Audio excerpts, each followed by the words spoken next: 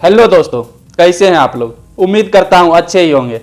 आप लोगों का स्वागत है आपके इस channel real story with Shubham में, जहां बड़ी बड़ी इमारतें, करोड़ों आबादी, सड़कों पर दौड़ती लाखों गाड़ियां, कहीं ज्यादा प्रदूषित शहरें, घर वालों में आपसी मतभेद, आपसी टकराव, अभी के भारत को तो हम सभी लोग जानते हैं और अपनी खुली आंखों से देख भी रहे हैं। लेकिन क्या हम लोग जानते हैं आज से करीब 200 साल पहले यानी 1800 ईस्वी में हमारा भारत कैसा था, उस समय कितनी गरीबी थी।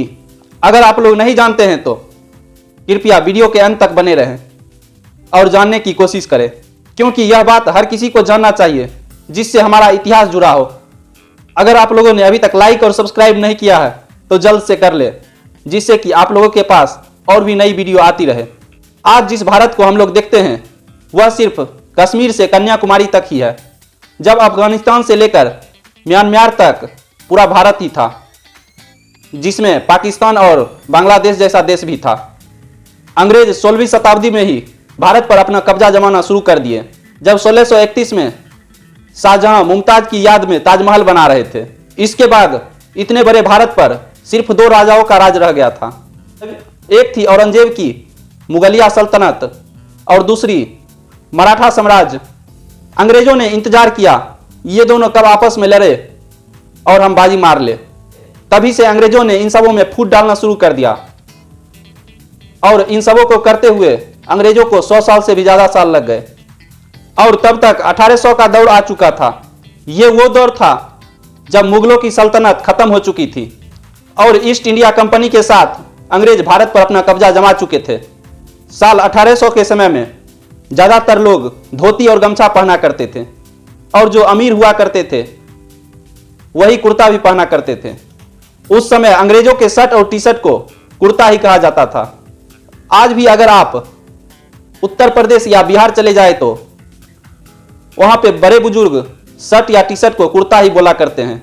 जहां आज के इस छोटे से भारत में 130 करोड़ की आबादी है, वहीं उस समय के इतने बड़े भारत में यानी अखंड भारत, जिसमें पाकिस्तान, बांग्लादेश, बर्मा और अफगानिस्तान से मिलकर भारत बना था, वहां सिर्फ 16 करोड़ ही आबादी थी। उस वक्त ज्यादातर लोग खेती ही किया करते थे क्योंकि किसी के पास रोजगार नहीं थी। उस वक्त भारत में नील, अफीम, कपास और कॉटन की खेती होती थी, जिसे अंग्रेज ग्लोबल मार्केट में अच्छी कीमतों में बेचते थे। किसान दिन भर खेतीबाड़ी और पशुपालन करने के बाद शाम में जाकर भजन कीर्तन में लग जाते थे। दिन भर थके होने के वजह से रात में जल्दी ही सो जाते थे और सुबह सवेरे उठकर फिर अपने काम में लग जाते थे।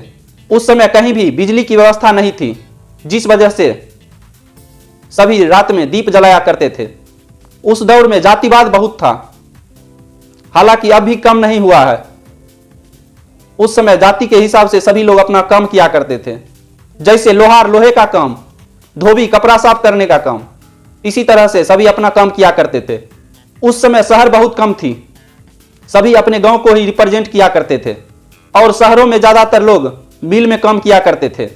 अंग्रेजों के दौर में पहले भारत में कॉटन की ही मिल थी, लेकिन अंग्रेजों के बाद भारत में टेक्सटाइल मिल ग्लोबल हो गई और धीरे धीरे हैंडलूम कंपनी अपने पतन की ओर जाने लगी। इन मिलों में हाथों से ही कारीगरी की जाती थी। लखनऊ और बनारस हैंडलूम कंपनी की पूरी दुनिया में धूम मचने लगी। उस समय लोगों का काम बहुत मेहनत का होता था, क्योंकि ना तो बिजली थी और ना ही कोई मशीन। इस वजह से सभी लोग अपने हाथ से ही काम किया करते थे। भारत में बिजली 1879 में आई और सिर्फ उन शहरों में आई जहां अंग्रेजों की कंपनियां हुआ करती थी।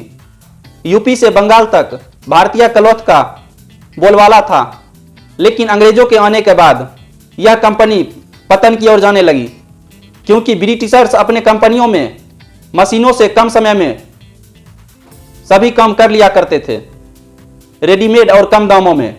आज भारतीय रेल दुनिया की चौथी सबसे बड़ी रेल सर्विस है, लेकिन इसकी शुरुआत इसी 1800 में हुई थी। 1832 में मद्रास में सबसे पहले रेल का प्रपोजल रखा गया था।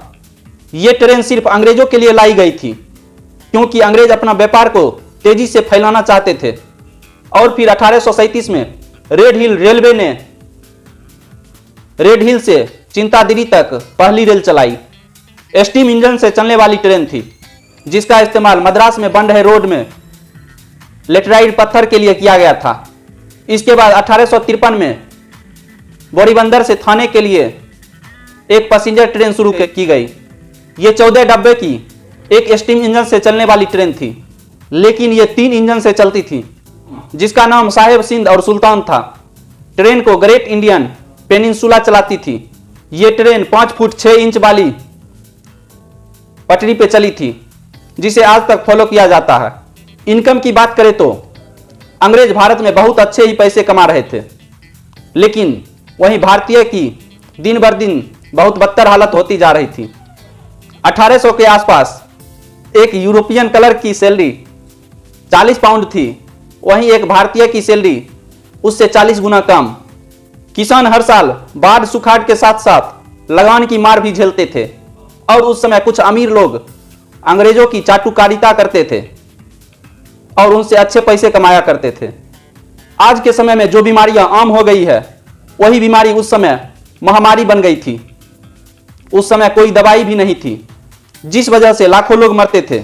उस वक्त भारत में 10% से भी कम लोग पढ़े लिखे थे और महिलाएं 1%। भारत के लोग उस वक्त पैसों से खरीदने और बेचने के बजाय एक्सचेंज व्यापार किया करते थे। जैसे एक मटके के बदले 6 किलो गेहूं और 5 किलो दाल के बदले 5 किलो चावल। इतनी दिक्कतें झेलने के बाद भी लोग उस समय काफी खुश थे। मकान भले ही कच्ची थी, लेकिन दिल बहुत ही अच्छे थे। तो चलिए, आज के लिए धन्यवाद। अगली कहानी में मिलते हैं।